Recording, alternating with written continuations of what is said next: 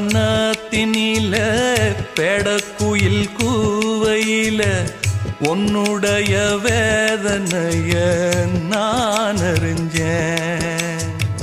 பொங்கலத்தில் மாலையிட ஒன்னிரண்டு தோளத்தொட என்ன தவம் செஞ்சேனோ என் மாமா.